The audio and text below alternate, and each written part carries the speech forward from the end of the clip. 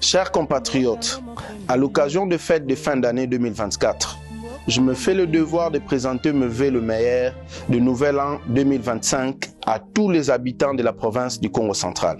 De prime abord, je rends grâce à Dieu Tout-Puissant pour tout ce qu'il ne cesse de faire pour notre province. Ensuite, je rends un vibrant hommage à son Excellence Félix Antoine Tshisekedi Tshilombo, président de la République, chef de l'État, pour sa vision de paix et de développement à la base, source d'inspiration de notre programme gouvernemental dénommé Programme de relance du développement durable de la province du Congo central, qui nous appelle tous à en être partie prenante pour sa matérialisation. Enfin, je tiens à exprimer ma profonde gratitude à tous les acteurs de la cohésion provinciale pour leur volonté de faire de notre province un havre de paix, gage de tout développement.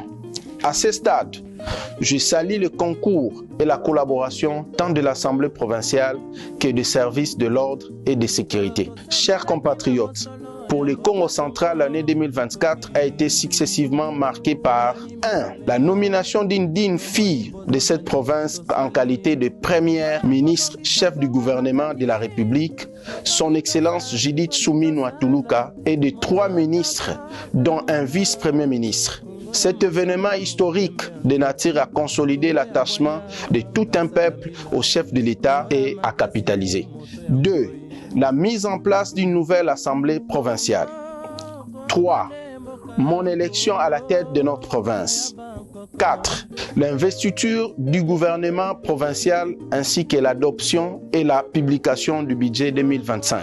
La fin de cette même année vient aussi d'être marquée par l'option que j'ai levée au nom et pour les comptes de toute la population du Congo central à adhérer à la vision du président de la République, son Excellence Félix Antoine Tshisekedi Tshilombo, sur les réformes de la Constitution.